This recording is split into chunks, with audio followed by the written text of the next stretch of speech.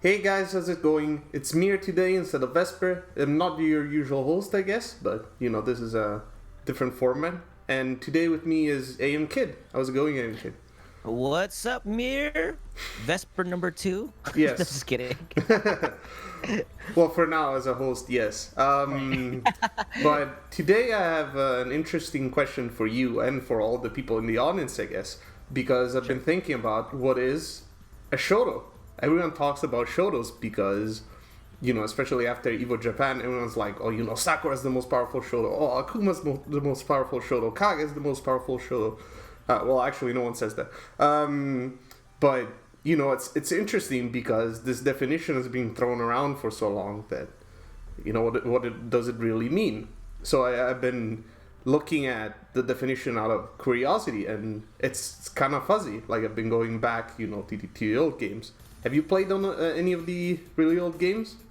I haven't. I've just seen them, in YouTube videos and all that. But I really started in Street Fighter 4. That's where I really picked up the game and, started playing a lot of, I guess, the Shoto characters in there. And those were my earliest definitions of a Shoto character. Okay, I understand. So I'll just give you guys a brief history of what the Shoto clone really is. So in Street Fighter 1, you could only play as Ryu. And when you played against another player, you played against Ken, but he was just Ryu, a palette swap of Ryu, but the moves were exactly the same, so it was literally a clone. Then, go ahead. Did Ken have blonde hair back then too, as well? Yeah. In fact, Ryu, Okay. Ryu had red hair in Street Fighter 1. Ryu had red hair? Yeah, they've changed it with the next games. But, so they were exactly the same characters, same special moves, same normals and stuff. In Street Fighter 2, they differentiated them a little bit more, but they still had the same specials. Then in Super Turbo they added Akuma, which is like the secret boss of the game, who is completely OP. He has teleport, air fireball, like every move has like no recovery. He's absolutely insane. So he was pretty much like the Master Ryu in Street Fighter 5. You know that extra battle challenge? Yeah, I do remember. Okay, got it. Right, yeah, like no recovery on everything. And it was extremely powerful. Right. Okay. Yeah, because it was just non-playable character. They made him playable in HD Remix, I think, but that game wasn't very popular, so I'm not quite sure. Oh, it wasn't popular. Yeah, HD Remix kind of debatable if it was popular or not. But anyway, Street Fighter 2 also had Sagat, of course, and some call him a Shoto. This is up for debate, and we'll discuss about it later. I'm sure you have your. Discuss that. I'm sure you have your strong opinions. That. Yeah, strong opinions. So the Alpha games, they had Evil Ryu, Shin Akuma. I mean, they're clones. They're just stronger versions of the base characters. They do have some different special moves. Those games also add Sakura and Dan, which share a lot of similarities to the Shoto archetype, but they work a little bit differently. And again, we'll talk about them later. Just with Sagat. Street Fighter 3 had Sean, who's kind of like the Dan of that game, even though in Sega Impact, I don't know if you know AM, but he was top tier. Dan was top tier. No, Sean was top tier in Street Fighter 3. Oh, Sean was top tier. Oh, Yeah. okay. He was known as the Dan of the game, though, right? Yeah. Like, the idea was that he was a joke character, but then they nerfed him in Third Strike and he sucks. So, yeah. Order was restored. Then Street Fighter 4, now something that you know. That game has Oni as well. Who was definitely one of my favorite characters, too. Oh, okay. Yeah, he has Oni was my favorite, he has a jetpack, command air dash. He has the ground pound. He has the dashing slash. And the game also had Gouken, Ken and Ryu's master, who... Definitely a Shoto, too. Yeah, even though his moves are different from traditional Shotos, like he doesn't have a normal DP, right? It's just his supers and ultras that are DPs. But he can use his Tatsu goes up instead of going sideways, right? And that's his anti-air special. And then he has the dash where he hits you with the palm, and that one is the basically is Tatsu, right? It goes through fireballs and all that stuff. At least the EX version, I believe, does. So he plays in a very similar way. And then, we finally get to Street Fighter 5, where we have the traditional Ryu, Ken, and Akuma. But also we have Kage, who's evil Ryu in disguise, I guess. Uh, Yeah. and He's Ryu's shadow. yes, Right. and then there's also Sakura in this game, of course, and Sagat, and all the other characters. Now, as I was saying, the controversy here starts with where you draw the line, like what is a Shoto and what is not a Shoto. And originally, it was just characters that had the same special moves as Ryu, like Ken. But as the games went on, they kept differentiating between the two, well, not the two, like the various characters to make them more unique. And in Street Fighter V, I would say it's especially true, where all the Shotos, or traditionally known as Shotos, have very different moves. Like, for example, Akuma and Ken's Tatsus can pick up crouching opponents. Akuma is a fireball that knocks down, but it dissipates. Ryu has the donkey kick that they added in with a later patch. So it starts to become fuzzy again. Like, what is a Shoto? When I think of Shoto, right? I mean, not only does it tie back with with the special moves, but I think it also ties back with lore too, right? Yeah. I think when a person picks up Ryu or Ken, they're like, okay, this is a Shoto character because he has Tatsu, Fireball, DP, right? But then when you think of Sakura, she has the same moves, but then if you think about, all right, is Sakura a Shoto, then you think about the lore. You're like, okay, so Sakura was trained by Ryu because she had like the biggest crush on Ryu, Yes. something like that, right? Yeah. Well, the one, I guess it's not quite like that because Dan technically trained her, but then you're right that Sakura has the biggest crush on Ryu, and as we see in Street Fighter V, she wants babies. Like now she's all grown up and stuff. It's crazy. Well, she's not grown up, Mira. Relax, man. Well, okay, but that's in the game. That's what she thinks. Okay, that's what she thinks. I'm just kidding. No, but yeah. So I think about who trained who, right? So when you think of like Goken, right? Yeah. Trained Ryu and Ken. Obviously, they have to be Shotos because they were trained by the same master, right?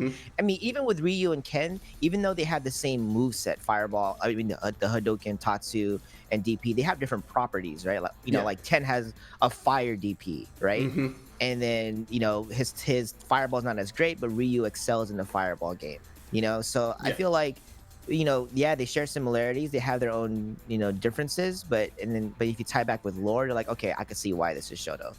Now, I don't know where Sagat stands. I mean, to me, I'm gonna say it. I'm gonna be the first one to say it, man. All right, let's hear. Sagat is not a Shoto. Okay. All right. Yes, I get it. He has tiger shots. They're not Hadoukens. Oh, see, they're not Hadoukens, they're tiger shots. Or I'm not sure what the the exact term or the exact saying he says, but they're tiger shots. He has DP, yes, but it's not like he's saying Shoryuken. So I think that's where it draws a line too, right? Are they saying the same things as they're doing the special move? Because that ties back to the lore. That ties back to who trained them, right? Well, so when you think of go ahead. No, if you want to put it like that, then Akuma doesn't say Shoryuken, he goes go Shoryu and go Hado and all that stuff. It's not the traditional move, if you want to put it like that. So there's always room he's for. He's the evil one, Mir. He's evil. So he says it is the most evilest way. I guess that is true. But yeah, like going back to this, right? Like Sagat is not a Shoto.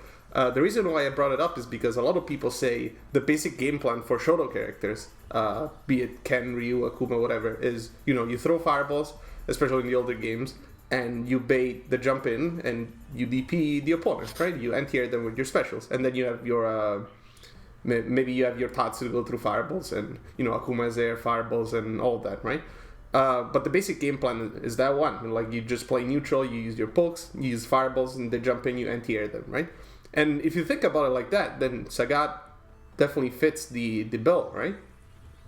I mean, there's a lot. I mean, there are other characters that kind of have the same. I think what you're talking about is game plan. Yeah. Do they share the same game plan? There's a lot of characters that have a similar game plan, right? I mean, Cody has a tornado, right? And then in Street Fighter 5, excuse me. And then you bait, and then you anti-air. I mean, that's just like a basic structure of how to play, fighting games in general. If you're playing the game in the most simplest format, all right, who's gonna jump first, right? So I don't think it's fair to just to compare Shotos versus a general fighting game plan. You know what I'm saying? Because especially because you fall into a trap where you know, if like you said, if the basic game plan is to just throw fireballs and anti-air, then is Gal a Shoto? Right? Like you would argue No, that Gal is not a Shoto. Like I would say no, the of same course not. thing. Yeah, because it's just a very generalized fighting game plan in the most simplest form, right? Yeah. So like Guile, you throw a sonic boom. Obviously, you want your opponent to jump, but that doesn't consider him a Shoto. He's just playing a fighting Yeah, they're just playing a Street fighting Fighter. game plan. Yeah. Yeah, he's just playing a fighting game plan. But I think if we're talking strictly about whether characters are a Shoto or not, I think it's move set. And tie back to the lore as well Alright. too. So your personal definition, as you just said, is the moveset first, like Tatsu, Shoryuken, Hadouken, and then the lore, right? Have they been trained by Shoto masters, if you will? Which I can agree with this. I would say that you could just make it a little bit more schematic. You can leave the lore apart, and you just can go with Tatsu Fireball, Shoryuken, and then variations on the theme. Like Gogen, for example, like we said, the Tatsumaki is his actual Shoryuken and all of that, right? He has fireballs that go up at 45-degree angles if he wants. So of course it's not the traditional Shoto, but you still would consider him a Shoto. And then you have characters, like Sakura and Kage, right, who have these fireballs, but they don't play like Shotos, or rather they play a little bit differently. Like Sakura doesn't really use her fireballs the way normal Shotos do, because they dissipate so early, and she can charge them up, which is quite radically different from a lot of other Shotos. But would you say that Sakura is a Shoto to you? You said she is, right? I say yes. But then you're telling me not to put the lore into it. Well, but I have to, Mir. Well, no, That's where Shotos no. come from. I'm just saying my definition doesn't include the lore, not necessarily. Oh, okay. And yours does, which is, completely fine. Like, Correct. For example, Kage. Kage, a lot of people would call him a Shoto, and they have since now. But there's some Japanese players that have said, including Sakonoko, who has said that Kage doesn't play like a Shoto. In fact, a lot of people say that, well, not a lot of people, but some people say that because he has been played like a Shoto until now, and he also sucked before the patch, that people didn't understand him. And now that they're playing him differently, they can see what he can do. I think by lore definition, Kage is a Shoto, right? He's the evil reincarnate of Ryu, right? Yeah. As far as we know, he's a Ryu shadow, right? Yes. So, but then obviously his basic structure, his game plan as a character, right, is not based on zoning with fireballs and just DP. He's very up close, Brent, and he's in your face all the time, right? So that's how Kage is played. But as far as is he a Shoto and does the lore tie back to him? I say yes. Yeah, I can see that. And then now, we said that Gogen's a Shoto because he plays kind of the same way, Fireball, etc., etc. But now comes an interesting question, which your definition, I think, already addressed. Seth from Street Fighter 4, who still moves from all the characters, is he a Shoto? Because technically, he wasn't trained by anyone, but in a sense, he did, because he just has their memories, right? Like, he has their knowledge of the moves. Okay, well, it's like this, right? It's like Seth stealing Zangief's moves. Is he a wrestler? Hell yeah, it's all of them. No, he's not a wrestler. No, he's stealing their moves. So he's taking their move set, right? And he's taking their memories and just transferring it to himself. Yeah. And doing what they do. But that doesn't. He technically has no fighting style, right? Because he's all fighting styles. It's just like Well, this is like saying that white is all colors and black is no color, and this is white and black and all that stuff. You could argue both ways, right? You could say that he's a grappler, a Shoto, he's the Chun-Li archetype, space control, he's everything. Yeah. He's Dhalsim, he's got stretchy limbs. Right, he becomes all that, right? So, but that he's not, I get it though. He steals the moveset, he steals their memories, and then he technically, he could do Fireball, he could do DP. Yeah. It doesn't, at that point, he's playing like a Shoto because he has the moveset, but is he's just playing. Yeah. He's just becoming it. In this sense, he's kind of like Kage, in the sense that he has the moves to be a Shoto, but it's not advised to play him like a Shoto, because he can just do all kinds of nutty things that are much better. Because I mean, Seth can teleport behind you, nothing personnel, kid, like in the anime or whatever, and SPD you. So it's kind of very similar, that Dave Chappelle prank or skit where he dresses as a cop, and then the girl comes up to him, and the girl's like, "Oh my God, you gotta help me! Someone stole my purse." He's like, "Just because I'm dressed as a cop doesn't mean I am a cop." So that's like Seth, right? Yeah. He's dressed as Ryu, but doesn't mean he's a Shoto. Well, I will say, at least in Street Fighter V, from what we've seen so far, and at the time of the recording of this video, Seth is not out yet. But it looks like Seth doesn't play like a Shoto. I mean, pretty much doesn't play like a Shoto at all. Doesn't even have a fireball. So, so do you think Shoto as a definition needs like a new rebrand, if you will? Like, would you still call them Shotos and Shoto clones, or do you have anything in mind? I would still call them Shotos. I mean, what's cool about a Shoto, right, and Shoto characters, is that they have the basic moveset, and their the lore is tied to it, but then all these characters add their own flares to them.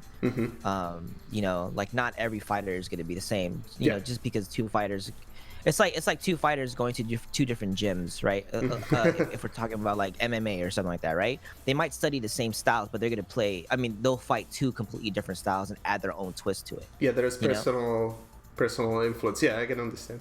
Okay, yeah, but it's still considered XYZ fighting style, but it's their fighting style as well too. All right, now on to the real question. This is what? That was a real question, Mir.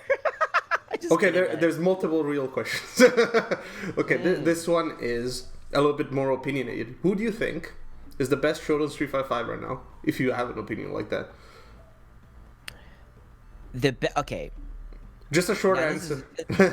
Crap. Okay, I'm still going to say Akuma. I'm still going. I know tournament results. Wait, we saw one Evo Japan, right? And I get it.